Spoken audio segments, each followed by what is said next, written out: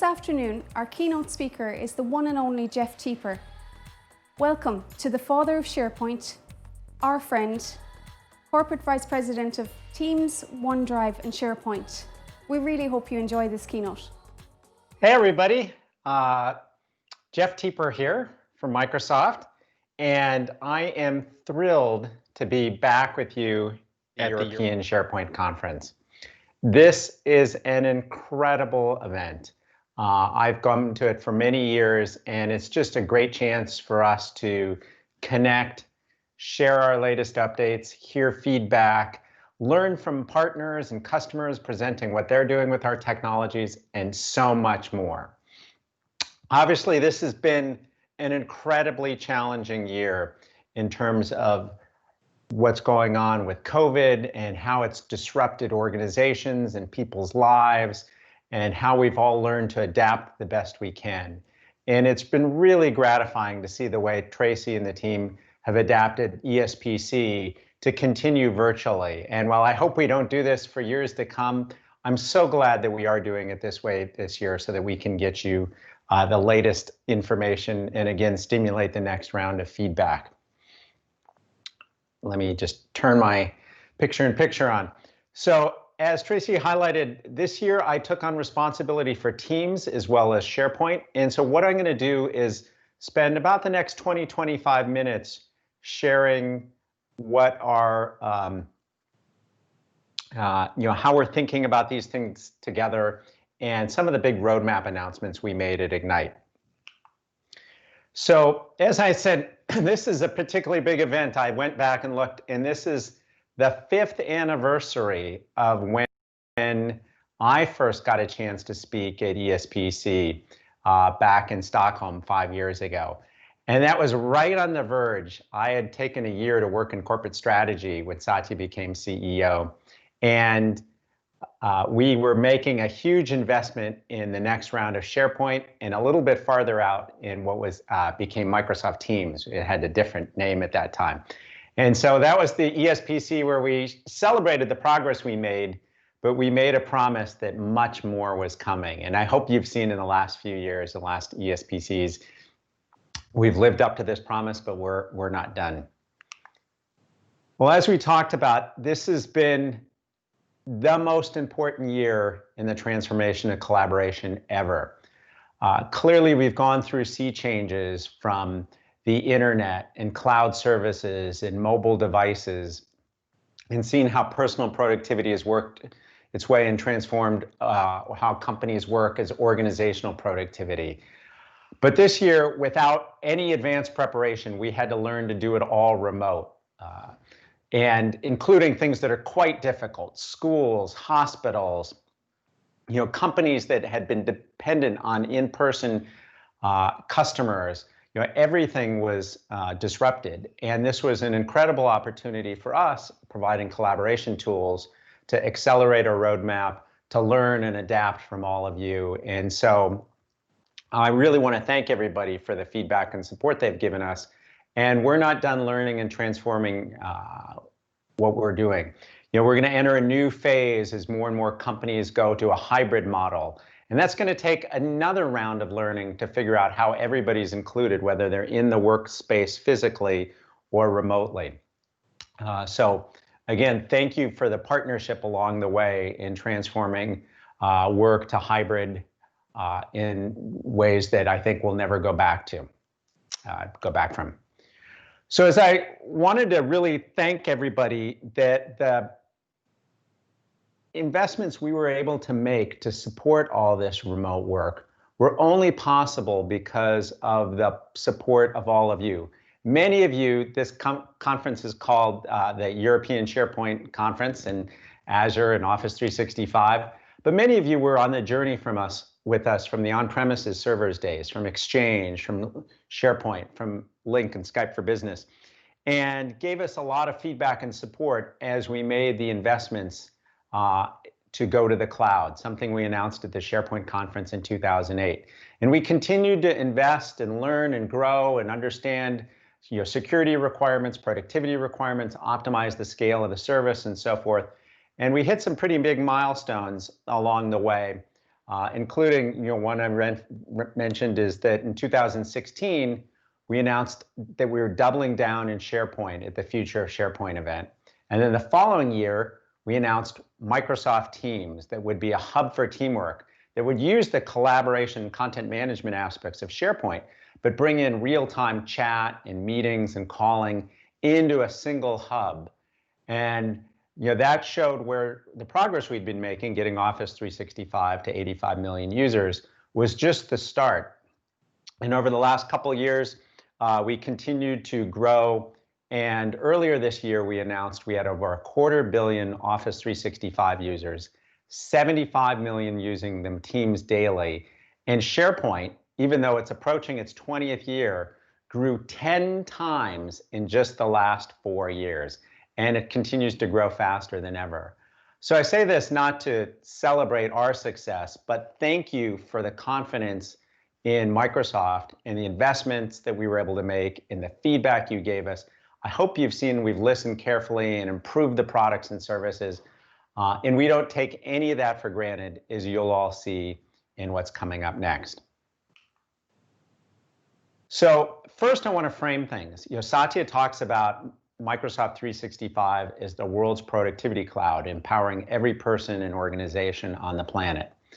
And as I took on the expanded responsibility in February for Teams and SharePoint, I thought about how could we blend our communications and our content management assets into a more holistic collaboration experience and platform for developers to tailor to particular organizations. So this is work we had already been doing, but hopefully you'll see how we're evolving SharePoint and Teams in a very synergistic, complementary way. And I'll go through that in a couple of seconds. But just to frame how I think about these assets, one is Teams is the hub for teamwork. It's where all your communications and collaborations tools can come in, chat, calling, meetings, and collaboration assets from not just Microsoft, but third parties into a single hub centered around the team. So it is our hub for teamwork. SharePoint underlines Teams and so much more. It powers experiences across Microsoft 365. So it's our content management system. So you'll see gorgeous SharePoint sites continuing to get better and better. You'll see the OneDrive experience powered by SharePoint getting better and better. More SharePoint experiences are showing up not just in the browser, but in Teams. We're going to have new capabilities projected, new applications out of SharePoint sites, lists, the Cortex knowledge management capabilities. I'll talk in a little bit about stream videos. So again, Teams is our hub for teamwork, bringing in all the tools. SharePoint powers Teams and the rest of Microsoft 365 experiences with a rich content management solution. And so that's how we're thinking about evolving them. This was, for both SharePoint and Teams, our biggest year ever in terms of new functionality, in terms of user growth. Clearly, that user growth was accelerated by COVID, but nonetheless, it was great to be able to respond with scaling the service. So I'm going to go through a set of just a few of the new experiences we announced at Ignite, and then some of the new platform capabilities. I know there's a lot of other great sessions at ESPC, and we'll be able to go through just a few of the highlights in this talk, and then we'll open it up for some Q&A.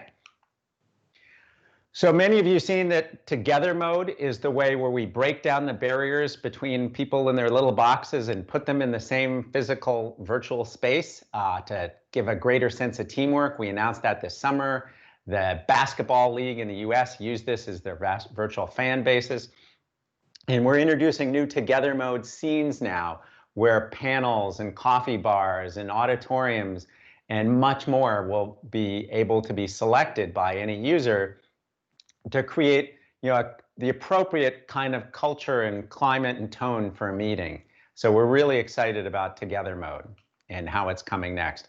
Probably one of our biggest features that people have asked us for that took a fair amount of work over the summer was breakout rooms. It's rolling out now. So the idea of you could have one parent meeting and lots of child meetings. And each of those child meetings they can use together mode like this scene shows.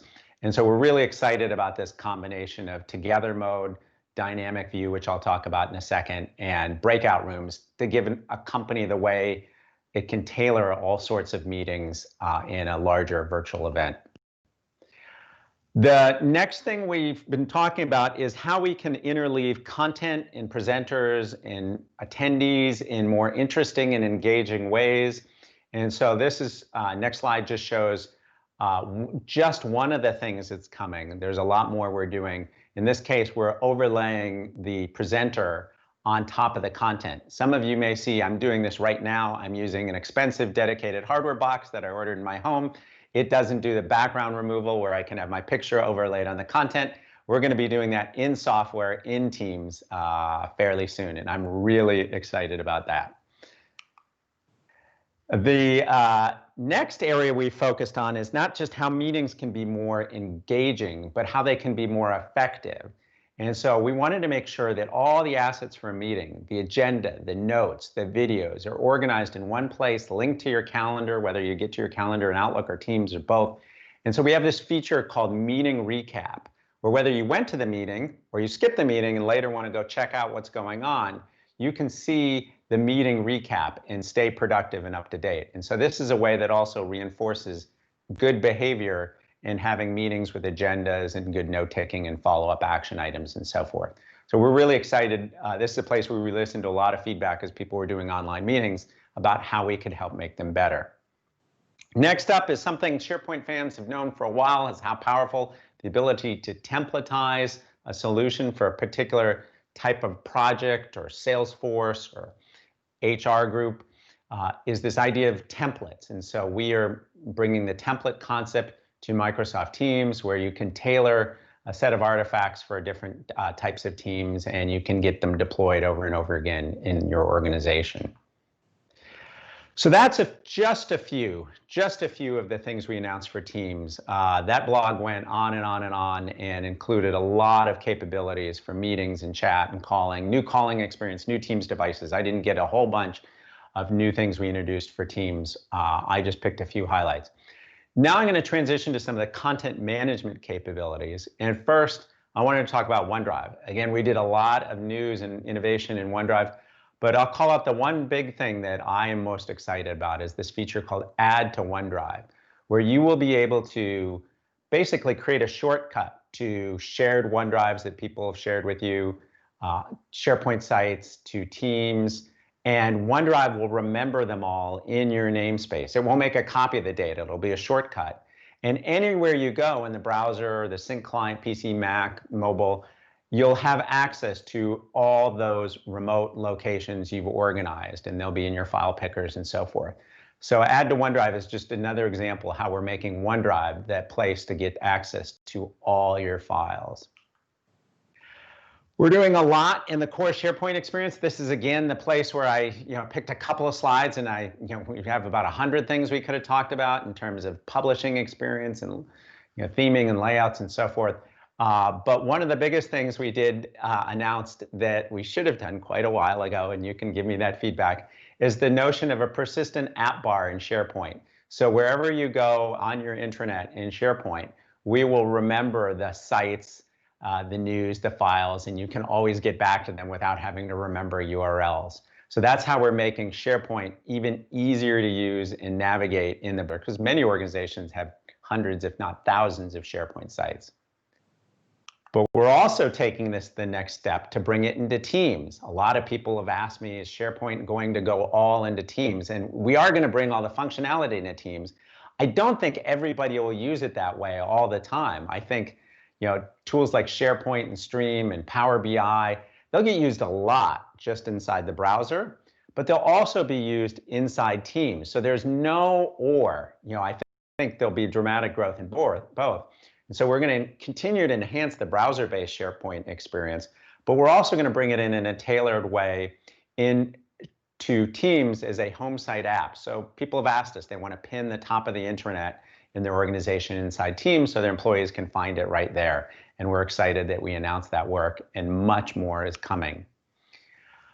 Next thing to cover is how we are bringing AI capability to SharePoint, both to organize content for business processes and help use AI to discover knowledge. So we talked about this in the last year under the project name of Project Cortex. We decided to split it into two feature areas. One around the AI, machine learning, machine teaching, content ingestion for more business process work. That we announced the GA availability of at Ignite, called SharePoint Syntex. It's a premium content management solution.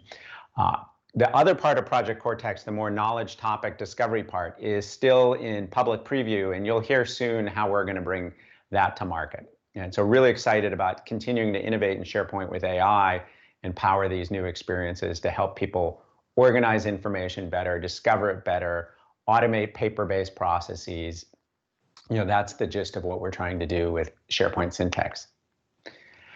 The other big surprise, I think, of the year, and we announced this earlier in the year, but we started to release it just before Ignite, is the idea that we're taking this powerful concept in SharePoint called lists and giving it a gorgeous new, highly interactive, collaborative user experience, and B, making that building block, that SharePoint list building block, not just available in SharePoint, but in Teams and a standalone app. Just like OneDrive is a standalone app to get to all your files, whether they're yours or on a site or a team, we've done the same thing with lists. So it's the same idea that we have these building blocks, files, lists, dashboards, etc., but they can all come together when you need them to. And so we have this great new lists experience that we are rolling out and continuing to invest in, and got a lot of feedback from longtime SharePoint users about things that are coming, like calendar view and so forth. Okay, so that's some of the end user features. I'm going to quickly highlight some of the platform capabilities for IT and developers. This is again a place where we announced so much, but I'll only be able to highlight a few things. First, before I go into some of the specific details, I want to make sure everybody understands the architecture of what we're doing. A lot of people ask me, in fact, it's the favorite question I get at every event, is SharePoint an app or a platform? And the answer is yes. It is a platform for a lot of different experiences in Microsoft 365, but it's also our website app. So the way to think about how all the pieces fit together is we have some underlying services. We have Azure. Azure gives us storage, SQL, compute. We build Microsoft 365 on top of it. In fact, SharePoint is the biggest consumer of Azure storage. Teams is one of the biggest consumers of Azure compute for meetings, obviously, you can imagine. Second, there's a common service called the Microsoft Graph, where all the signals and content go, and we can reason over those with security and privacy for search, for AI, and compliance. And third, as many of you know, we are extensible to all sorts of workflow systems, but we've made a big bet on the Power Platform, including Power Automate, for how people can build workflows on content in SharePoint and inside the Teams experience. So that's the foundation layer. On top of that, we have Teams as the hub for teamwork, and SharePoint sits aside of it, providing these sort of content experiences, some of which project through the SharePoint UI, but many project inside Teams, inside OneDrive, inside our Lists apps. And so that's just roughly how I think about it as we dive into the next set of platform features. So with that, I think a great example for me to show for people to understand our strategy is what we're doing with video. So we are taking the Stream video platform and the Teams meetings recordings, and we're porting those to SharePoint. Why? So you get the same rich collaboration, content management, compliance, search, security capabilities for videos that you get for the hundreds of other data types that SharePoint supports. And so we're doing work in the SharePoint platform to be great at that. Because we heard a lot of the feedback around those things, like Stream was like, why don't you have the multi-geo support that SharePoint has? Or why don't you have the external sharing with compliance that SharePoint has? So rather than build it a second time, we just decided to enhance the capabilities in the underlying SharePoint system. And same thing for Teams meeting recording. So if you started to record a meeting, it would be shared for you. It would be stored in your OneDrive, and you could deal with it like any other OneDrive file. And of course, IT can set policies on these things like anything else. So really excited about this. And at the UX level, the stream video components will be a set of building blocks. So rather than have a different customization and branding environment for the stream portal, it's just SharePoint. You can design this and templatize your video destination however you want. And so we got great feedback on this Ignite. And I think it's a good way to explain what our strategy is with Teams and SharePoint. Next is a whole set of security and compliance capabilities. I hope you've seen, whether it's classification, labeling, and protection, conditional access, data loss prevention, e-discovery, multi-geo support with residency in different countries where we have different data centers and different OneDrives and mailboxes can be spread across them. That this is an area where we're continuing to invest. And I thought about how to present a feature in this space, and there was just no way to do it justice. We did GA, the next update to information barriers, so parts of companies can't talk to each other. We introduced some new migration capabilities, so you can migrate more easily from Box to SharePoint and OneDrive example. But there's just so much I couldn't do it justice in the time, and I encourage you to take a look at the breakout sessions. The picture, by the way, is our new network optimization center in Microsoft 365, where we can help you optimize the traffic in your organization, which is, of course, very critical as people are doing more remote work. Like, we will give you the advice. You really should be doing split tunneling to go over the internet as opposed to backhauling all your company's traffic from your employees, VPNing to your network and then back out. So a lot of great advice on how to optimize the performance for the delight of your end users as well. In the theme of extensibility and platform, hopefully you've seen this, something I've always sort of advocated, whether it's the Graph API on our data, SharePoint pages with the framework being adaptable, Teams tabs, meetings, bots, etc. We took the next step where the meeting canvas is a canvas that's extensible, so you can bring your applications. It could be a healthcare app, it could be a CRM app. You could bring those right into the meeting context to make either part of the meeting more productive by giving them access to the information and application they need right in the flow of that. And we were really excited. I think we had about 20 partners ready at GA to support the new meetings platform in Teams, and you'll see a lot more of that coming. I mentioned the SharePoint framework. This is the fastest growing and largest way people extend Microsoft 365. You see Vesa, who's always been part of ESPC, and his team continue to have weekly calls on this as we sort of grow the SPFX community. We've done 11 releases in the last 3 years. What we're doing is taking this magical SharePoint framework, which lets an end user make a page of parts built by Microsoft and third parties, and have that page go through a publishing workflow, and not just use it inside SharePoint, but also use it to build Teams applications. This is something I hinted at last ESPC. And so we're really excited, and you'll see more of this as a way, again, so end users and developers can collaborate to construct tailored views and have those views go through a publishing workflow in the browser or inside Teams. So yet another example where we're aligning SharePoint and Teams. The next place is Power Platform. Power, one of the biggest data sources for Power Apps is SharePoint lists and libraries. People are building workflows using Power App and Power Automate and SharePoint.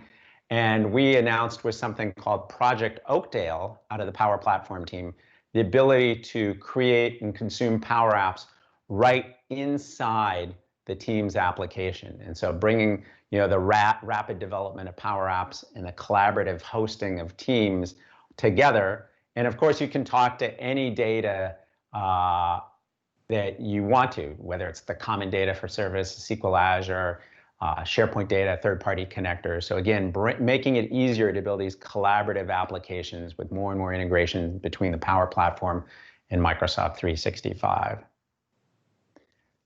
But Some of you have watched the Ignite talk and read the blog, so this is no longer the teaser that it was back then. But I organized my talk at Ignite to highlight just one more thing, and that is something we called Project Nucleus. And what Project Nucleus is we're taking the intelligent sync technology of OneDrive. Let me see if I can, sorry, go back and get that playing.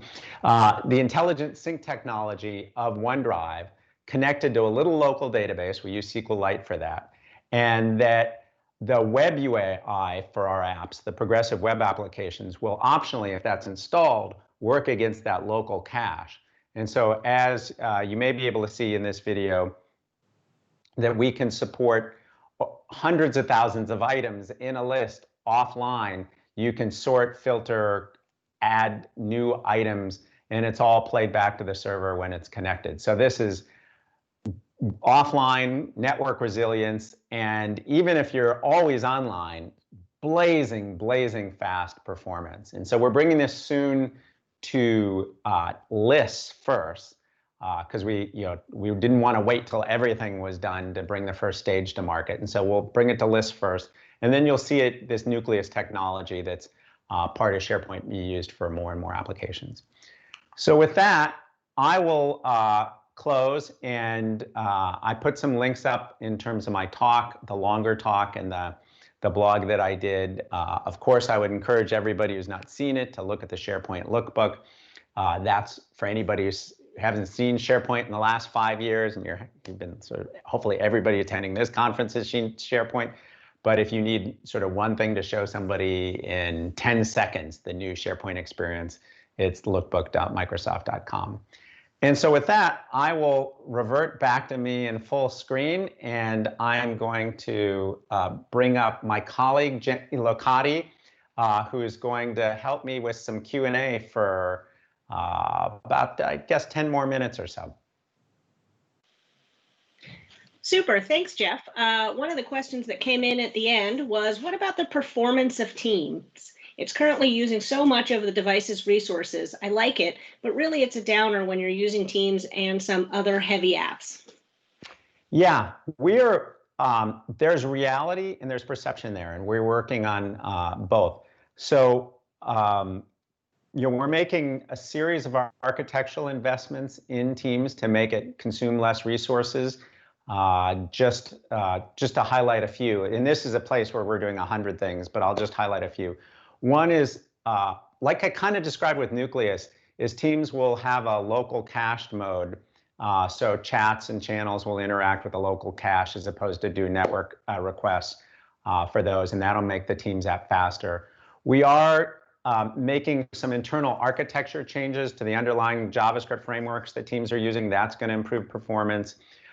We are, in the next couple months, going to roll out a new rendering stack inside Teams that is going to support better meetings capability, more meeting features with lower resource consumption. And we've done a set of other optimizations. Some people saw that we just did a native ARM64 version for the Surface Pro X that is more resource friendly. So we hear you. There's definitely a set of things that are coming literally every month for that. The other thing, though, is there's a perception problem that's similar to what the browsers hit. As people know, Teams uses the Chromium technology and something called using Electron, which is a native to web bridge. And that tends to does its own memory management. So just like if you used a big browser-based application in Chrome or Edge from Microsoft or Google, and you looked at the memory footprint of it, you'd see the memory consumption of these complex browser apps is quite big. And that's because the browser isn't overly aggressive about reclaiming virtual memory, because the feeling is the operating system does it. And so people will see, when they do Task Manager, the resource consumption in Teams, and will fear it is worse than it is. And it's not, it works just like browsers work. All that said, we are doing a bunch of work to tune the performance as well. So you'll see much better performance in the next 3-6 months. Okay, super. 2 questions on recordings. The first, remote blob storage or stored in SQL? And how is the storage volume for meetings recordings going to be calculated for SharePoint? So a license volume question. Yeah, I don't remember the specific details on the quota off the top of my head, but we've tried to make it super friendly so this transition would not be, this was not the goal for us was not to increase the amount of money we were charging people. That was not the goal. And so I think what we tried to do in the license details is make that agnostic to this change. I don't remember the specifics off the top of my head on the quota, but that wasn't the goal. Architecturally, SharePoint stores all blobs in Azure Blob Storage. There's, I think it's trillions at this point, where we shred things into little accessible pieces, and we have a file system layer on top of it that we've invented for video, for incremental sync, for Fluid Framework, which you'll hear more about. That's sort of a tree-structured file storage where we can access parts of the tree in the blob pieces, and this will be really helpful as people want to seek to specific spots in the video. And the metadata is stored in SQL. So we don't put the blobs in SQL Azure like we did 10 plus years ago in on-premises SharePoint. All the metadata is in Azure SQL, all the blobs are in Azure Blobs, and we have basically an object file system with Delta synchronization, tree-based access on top. That's the new SharePoint file system that we've had for about a year or two. Okay, switching gears to a Teams question. Why does Teams create a folder for each channel instead of working with metadata? This is a great question that dates back to the very beginning of SharePoint.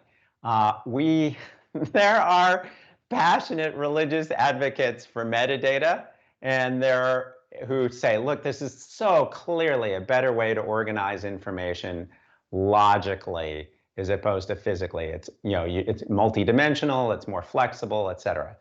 And then there's a camp that says, yeah, I'm not going to spend time doing that. I just want the trusty file hierarchy. And we respect both cohorts. It turns out that people who are comfortable with folders is a larger group of people, and so we've kept things simple and just gone with that model. But we do, in the Files UI in SharePoint, support the ability to have metadata, and you can have a team structure where you use a document library. But guilty as charged, we didn't impose this metadata-based system as the default on people, because we've learned over the years it's just not an on-ramp that everybody gravitates to. We're very open to feedback on that. We are trying to make it possible for people to use Teams the way they want it, whether it's a channel folder-based model or a metadata in a doc library model. We're not trying to force one or the other on people, but we're just being pretty grounded that conceptually most people get, oh, there's a folder for these folder associated with these chats, but we want to make it easy to set it up the other way. Okay, we've got a couple of questions about Outlook and Teams. So will we get an Outlook inbox app for Teams? And why do we need a mailbox account to be in Teams? What if we just want to live in Teams only? Well, mail comes as part of the Microsoft 365 service. There are people who don't use it, who use another mail service, or actually the most common case is places like first-line workers who are communicating via chat, but not a company email account. We do support that, but we do use the mailbox under the covers in a lot of things in Microsoft 365 for per user storage, even though the user may not actively use email. And so maybe we should do a better job of hiding that for people who don't want email. But statistically, we don't get much feedback that that's important. But for the people who do care about it, there are places where we store some things in Microsoft 365 in the user mailbox, because why create another per user storage system when the mail database is the most pervasive one. As far as Outlook and Teams, we're not committing to that. We explore that from time to time. We hear from people that it would be simple to just launch one app. I will be honest, I am a skeptic. I think it's just not that hard on your phone or on your PC or Mac or on your browser to have a few of your most commonly used apps. And for Teams to aggregate absolutely everything as opposed to the operating system might make the Teams UI a bit overly complicated. That said, it's not saying we're never going to do it. It's just, I don't think it's that important amongst all the other things we're doing in Teams to try to bring email into Outlook. What we are doing, we want to increasingly, and you'll see investments here, make it easier for notifications and conversations to flow back and forth between Outlook and Yammer and Teams, so that if you have a work group where people are comfortable living in Outlook and want to see what's going on in Teams, they can do so, or they want to forward mails from Outlook to Teams, or forward conversations from Teams to Outlook, they can do that. But as far as Teams being the Uber app that does absolutely everything, including really ubiquitous mail capabilities, not there yet. Listening to feedback, but not there yet. Okay, we've just got a couple more and then we'll wrap. This is one I know you'll enjoy. Is SharePoint on-prem dead? No, we have a team. In fact, I saw a status from them Monday. We have a team investing in the next version of SharePoint, as well as we'll be updating Exchange and Skype for Business. But let me set realistic expectations. Those will have a few new capabilities, address top feedback, support the latest operating system and other dependencies, extend the support lifecycle so people don't fear it's going away. But in terms of new capabilities, for the most part, it is what it is. That 95% plus of our investment is in the cloud. So, Teams, for example, cloud only. Yammer, Power Platform, cloud only. So it's the Microsoft Graph. So we will support various ways where you can have connectors from the cloud to on-prem, hybrid support, hybrid search. That's really important. We'll continue to update the SharePoint server, quality, security, reliability on-prem. But I want to be clear, the vast majority of the innovation, we're now at the point with over 250 million users in the cloud, the innovation's all going to the cloud. So on-prem is not dead. We are investing a great team in updating it.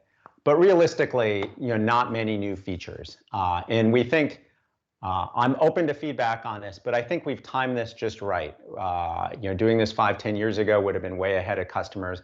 Now, the vast majority of our customers are in the cloud. And in fact, most of the people running SharePoint on-prem, new that we see, are actually taking it, have some custom legacy applications that they're putting in SharePoint server and hosting it in a virtual machine in Azure or something like that. So even that shows that people are ready to go to the cloud. So yeah, okay. I think I covered that one. One more serious question. Is my assumption correct that at some point Microsoft Lists and CDS will either merge or emerge into something new? No, I think, look, I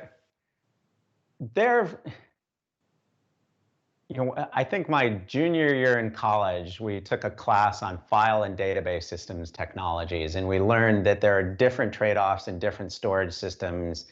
And if anything, if you look at the tech industry in the last 5 years, blob storage, graph databases, things like Snowflake's IPO, all sorts of open source storage systems, there have been a proliferation of storage technologies. And so I think, James Phillips, who leads the Dynamics and Power Platform team, and I talk about this all the time. if you're building a line of business application with a complex relational data model, CDS is the center of gravity for that. If you're building something more, end user creates it, but developer can extend it. It's more content centric. It's more in the SharePoint space, and so that's why we kept the name lists as opposed to database or something like that, is to try it. I think we'll share some technologies. We are at the bottom. We both use SQL Azure, but no plans to converge those. In fact, you'll see us enhance them both. You'll see them both plug into Teams. You'll see them both plug into Power Apps, and both are choices. And there is some overlap, but as Jay Allard, who invented the Xbox at Microsoft, told me once earlier in their career, it's better for us to have a little overlap than lots of gaps. So I think the line of business database market is a somewhat different market than the end user list creation market. And we'll share some technologies, but we're going to have two great offerings and we'll make them work well together. Okay, great. And you can't get away without telling us a little bit about your guitars and which one's your favorite. Well, I took up playing guitar probably 20, 25 years ago to give myself a little hobby. I'm a big Beatles fan, so you can see the guitar in the middle is the Epiphone Casino that the Beatles got in the Revolver album. All three guitarists got it, and then John Lennon sanded his down, and that's not the original. That is like a few-year-old, newly manufactured to be the same model. But I kind of like that one because it's what he played when the Beatles last played together in public on the top of Abbey Road in London. And it's a fun guitar to play. It's hollow body, so you can hear it even if it's not plugged into an amp. And so that's probably my favorite. All right, well, I think we're going to wrap it there. Thank you so much, Jeff. Yeah, thank you again to everybody for tuning in. Thank you so much, Tracy and the ESPC organizers. I know this is really hard to do virtually. You do great work, and we're always happy to be part of your event. Thanks.